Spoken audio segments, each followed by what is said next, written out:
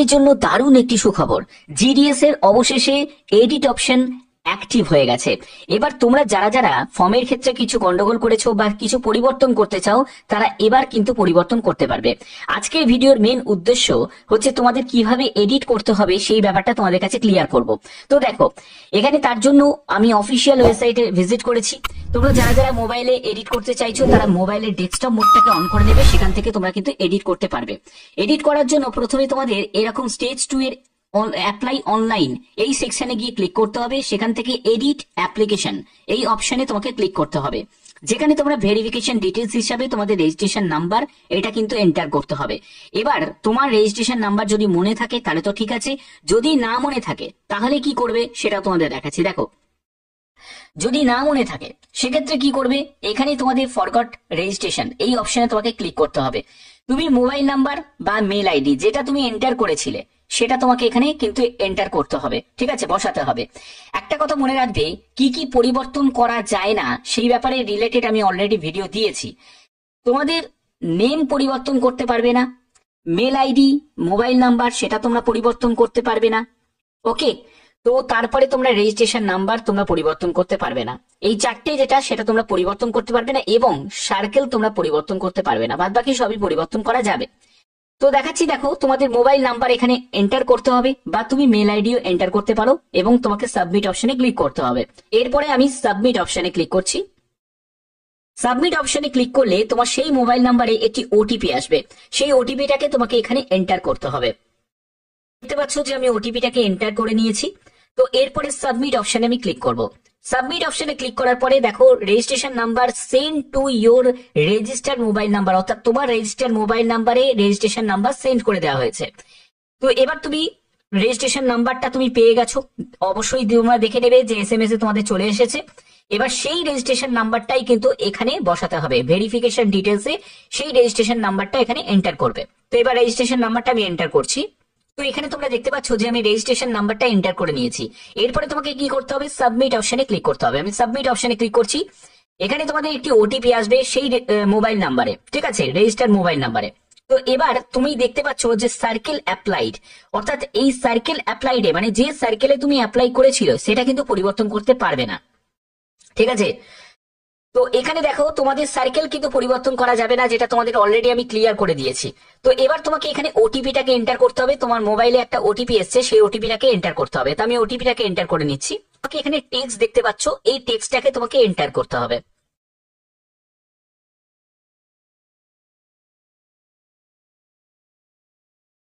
তো আমি টেক্সটটাকে এখানে এন্টার করে নিয়েছি। এরপরে তোমাকে সাবমিট অপশনে ক্লিক করতে হবে। তো আমি সাবমিট অপশনে ক্লিক করছি। তো সাবমিট অপশনে ক্লিক করার পরে দেখতে পাবে যে ক্যান্ডিডেটের রেজিস্ট্রেশন নাম্বার এটা হাইড করা আছে, অর্থাৎ পরিবর্তন করা যাচ্ছে না। অ্যাপ্লিকেন্টের নেম সেটা কিন্তু পরিবর্তন করা যাচ্ছে না, তুমি দেখতে পাবে এই জায়গাগুলো কিন্তু হাইড করা আছে, অর্থাৎ এই জায়গাগুলোতে তোমরা কোনো রকম ভাবে কিছু করতে পারবে না। মোবাইল নাম্বার দেখো সেই জায়গাটাও তো পরিবর্তন করা যাবে না, তারপরে মেল আইডি সেটাও পরিবর্তন করা যাবে না। অর্থাৎ এই জায়গা থেকে আমরা ক্লিয়ার যে মোবাইল নাম্বার, মেল আইডি, তারপরে হচ্ছে এখানে তোমার অ্যাপ্লিকেন্টের নেম আর হচ্ছে রেজিস্ট্রেশন নাম্বার এটা পরিবর্তন করা যাবে না। বাদ বাকি তুমি ফাদার নেম তুমি এখানে পরিবর্তন করতে পারবে, ঠিক আছে। তারপরে ডেট অফ বার্থ পরিবর্তন করতে পারবে, জেন্ডার পরিবর্তন করতে পারবে, তারপরে কমিউনিটি থেকে শুরু করে circle in which secondary school pass সেটা তুমি পরিবর্তন করতে পারবে। অর্থাৎ এগুলো তুমি পরিবর্তন করতে তুমি পারবে, কোনো অসুবিধা কিন্তু হবে না। আধার নাম্বার পরিবর্তন করতে পারবে, কোন ইয়ারে তুমি স্কুল পাস করেছো সেটা পরিবর্তন করতে পারবে, পিডাব্লিউডি যেগুলো যেগুলো চেঞ্জেস করার এগুলো কিন্তু সবই তুমি চেঞ্জ করতে পারবে। এরপরে তুমি ফটো আপলোড সেটাও তুমি করতে পারবে, তারপরে সিগনেচারে যদি কোনো গন্ডগোল হয়ে থাকে সেটাও তুমি পরিবর্তন করতে পারবে, ক্লিয়ার।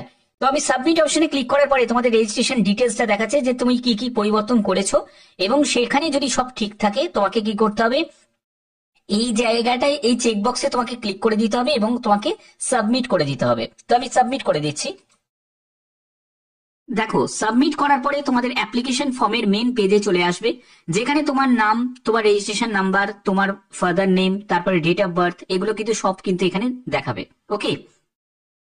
এরপরে হচ্ছে তোমার অ্যাড্রেস ডিটেলস। দেখো তুমি যদি অ্যাড্রেস ডিটেলসে যা দিয়েছিলে সেটাকে কিন্তু তুমি যদি পরিবর্তন করতে চাও তোমাকে পরিবর্তন করতে হবে, আদারওয়াইজ সেটাকে কিন্তু নতুন করে তোমাকে এখানে এন্টার করতে হবে। এখানে ফাঁকা রেখে দিলে কিন্তু চলবে না, ঠিক আছে? কারণ এই ফর্মটা কিন্তু তোমাদের নতুন ভাবে ভরানো হচ্ছে, যে পরিবর্তনের সাথে সাথে তোমাদের যা যা যেগুলো যদি তুমি কিছু পরিবর্তন না করতে চাও সেগুলোকে কিন্তু আবার নতুন করে এখানে এন্টার করতে হবে। ওকে, তো এখানে কমিউনিকেশন অ্যাড্রেসের সম্পূর্ণ ডিটেলসটা, তোমার স্ট্রিট, তোমার সিটি, পঞ্চায়েত, তারপরে পিনকোড, সম্পূর্ণ ডিটেলসটা তোমাকে এখানে এন্টার করতে হবে। তো আমি এখানে যখনই সার্চ করছি, মানে ক্লিক করবে, তখনই কিন্তু তোমাদের যদি এগুলো পরিবর্তন যদি করতে না হয় তাহলে তুমি জাস্ট তুমি ক্লিক করলেই দেখবে এই অপশনটা তুমি পেয়ে যাবে, ঠিক আছে? যা যা তুমি আগে বসিয়েছিলে, তো আমি সেটাই কিন্তু রেখে দিচ্ছি, আমি অ্যাড্রেসের ক্ষেত্রে কিছু পরিবর্তন করছি না। ওকে, এরপরে হচ্ছে তোমাদের কোয়ালিফিকেশন ডিটেলস। দেখো, তোমার কোয়ালিফিকেশনের ডিটেলসে হচ্ছে সার্কেল ওয়েস্ট বেঙ্গল, কোন ইয়ারে। তো এরপরে হচ্ছে তোমাকে বোর্ড সিলেক্ট করতে হবে, তো আমি এখান থেকে বোর্ড সিলেক্ট করছি, সেকেন্ডারি বোর্ড আমি সিলেক্ট করে নিলাম। ওকে, এরপরে হচ্ছে তোমাদের রেজাল্ট টাইপ, রেজাল্ট টাইপটা তুমি এখানে মার্কস আমি সিলেক্ট করে নিলাম। এরপরে হচ্ছে যে এবার তুমি কোন সাবজেক্টে কত নম্বর পেয়েছো 100-র মধ্যে, সেটা তোমাকে এখানে বসাতে হবে। তো আমি এখানে বসিয়ে নিচ্ছি। তো এই স্টেপে যদি তোমাদের সম্পূর্ণ ডিটেলসটা তোমরা ফিল করার পরে তারপরে কি করতে হবে, সেভ অ্যান্ড কন্টিনিউ অপশনে ক্লিক করতে হবে। তো আমি সেভ অ্যান্ড কন্টিনিউ অপশনে ক্লিক করছি। দেখো এখানে দেয়া আছে যে are you sure you want to save and continue, once you click on save and continue data entered can not be modified, অর্থাৎ একবার যদি তুমি ডেটাগুলোকে এন্টার করো তারপরে কিন্তু আর তোমরা মডিফাই করতে পারবে না। তো অবশ্যই তোমাদের এখানটায় সেভ এন্ড কন্টিনিউ করার আগে আর একবার তোমরা রিচেক করে নেবে, করে নেওয়ার পরে তোমাদের ওকে অপশনে ক্লিক করতে হবে। ওকে অপশনে ক্লিক করার পরে তোমরা সব থেকে গুরুত্বপূর্ণ স্টেপে চলে আসবে, যেখানে তোমরা দেখতে পাবে যে চুজ ইয়োর প্রেফারেন্স হিয়ার, অর্থাৎ তুমি কিন্তু সার্কেল পরিবর্তন করতে পারবে না, কিন্তু তুমি তোমার ডিভিশন পরিবর্তন করতে পারবে। তো এখানে দেখো তোমাদের ডিভিশন হিসাবে তুমি হুগলি সাউথে ধরো আবেদন করেছিলে, তুমি যে কোনো একটা ডিভিশনে তুমি আবেদন করতে পারো, তুমি চেঞ্জ করে তুমি একটা পরিবর্তন করতেই পারছো, ঠিক আছে? আমি ধরো যে ক্যান্ডিডেট সে হুগলি নর্থে আবেদন করেছিল আগে, তো আমি এটাকে পরিবর্তন করতে চাইছি, পরিবর্তন করে আমি বর্ধমান ডিভিশনে আমি অ্যাপ্লাই করতে চাইছি, তো বর্ধমান ডিভিশন আমি সিলেক্ট করে নিলাম। এরপরে কি করতে হবে, এর পরের স্টেপটা তোমরা দেখো, এখানে তোমাদের প্রেফারেন্স সাজানোর জন্য একদম লম্বা লিস্ট চলে এসছে। এখানে 2 নম্বর লিস্ট আছে, 3 নম্বর আছে, 4 নম্বর আছে, 5 নম্বর আছে, এরকম পরপর কিন্তু অনেকগুলো লিস্ট আছে। এইবার তোমাকে কিন্তু এটা বুঝতে হবে তুমি কোন পোস্ট অফিসকে আগে রাখতে চাও, এবিপিএম কে আগে রাখতে চাও না বিপিএম কে আগে রাখতে চাও, সেটা অবশ্যই তোমাদের কিন্তু খেয়াল রাখতে হবে। তো এবার তোমাদের পোস্ট প্রেফারেন্স সাজানোর পদ্ধতিটা তোমাদের দেখাচ্ছি। দেখো এখানে দেখো সবই কিন্তু ইউআর ক্যান্ডিডেট, এবার যে ক্যান্ডিডেট যে অ্যাপ্লাই করছে সেই ইউআর হিসাবে অ্যাপ্লাই করবে। তো সেক্ষেত্রে একজন এসসি এসটি যতই তুমি হয়ে থাকো না কেন, তোমাকে অ্যাজ এ ইউআর হিসাবেই কিন্তু আবেদন করতে হবে। এবার ক্যান্ডিডেট যেহেতু ইউআর ইডাব্লিউএস ক্যাটাগরি থেকে, তো সেক্ষেত্রে আমি এটাকে 1 নম্বরে রাখছি, এই প্রেফারেন্সটাকে আমি 1 নম্বরে রাখছি। ওকে, তারপরে আমি এই এবিপিএম এর এই পোস্টটাকে আমি 2 নম্বরে রাখছি, আমি একদম পেছন থেকে সামনের দিকে যাচ্ছি, তো সেই অনুযায়ী কিন্তু আমি ব্যাপারটাকে সাজাচ্ছি। এরপরে দেখো এটাকে আমি 3 নম্বরে রাখছি। ওকে, তারপরে এটাকে 4 নম্বরে রাখছি, এটা 5 নম্বরে রাখছি। এইরকম করে তুমি কিন্তু তোমার পছন্দ মতো কিন্তু ব্যাপারটাকে তুমি সাজাতে পারো। আমি এরকম পরপর দেখাচ্ছি জাস্ট তোমাদের বোঝানোর জন্য, তুমি তোমার পছন্দ মতো কিন্তু এরকম সাজিয়ে নিতে পারো। 4, 5 যতগুলো কলামে যা যা আছে সবকটা অপশন কিন্তু আমি দিয়েছি, একটাও কিন্তু ছাড়িনি। তো সেক্ষেত্রে 42টা মতো টোটাল আছে, 42টা টোটাল আমি কিন্তু লিস্টে রেখেছি। এটাই কিন্তু স্বাভাবিক, এটাই তোমাকে রাখতে হবে, ঠিক আছে? বাট তুমি যদি তোমার কাছ থেকে যদি আবেদন করো তাহলে সেক্ষেত্রে তুমি কাস্টের গুলোকেও তুমি সিলেক্ট করতে পারো। এখানে যদি এসসি থাকতো তাহলে কি আমি রাখতাম না, ঠিক আছে? এবার একজন ইডাব্লিউএস ইউআর ক্যাটাগরি থেকে সে ইডাব্লিউএস এর পোস্টটাকেও রেখেছে, যেহেতু একটাই আছে সে রেখেছে, এবং সঙ্গে ইউআর গুলোকেও রেখেছে। ব্যাপারটা ক্লিয়ার? তো এই রকম অনুযায়ী তোমাদের সাজাতে হবে। এটাকে তুমি কিন্তু এলোমেলো ভাবেও কিন্তু সাজাতে পারো, মানে এটাকে ধরো 40 দিলে, এটাকে 45 দিলে, এরকম কোনো এটাকে তুমি 38 দিলে, এরকম কোনো অসুবিধা কিন্তু হবে না, ঠিক আছে? যেরকম কিছু পরিবর্তন তুমি করতে পারো। হয়ে গেল, হওয়ার পরে তোমাদের আই হিয়ার বাই এই ডিক্লারেশনের চেকবক্সটায় তোমাকে ক্লিক করতে হবে এবং সেভ অ্যান্ড প্রসিডে গিয়ে ক্লিক করতে হবে। সেভ অ্যান্ড প্রসিডে গিয়ে ক্লিক করার পরে এটা কিন্তু তোমার আর মডিফাই করা যাবে না, এবং অ্যাপ্লিকেশন সাবমিট সাকসেসফুলি এখানে তোমরা দেখতে পাবে।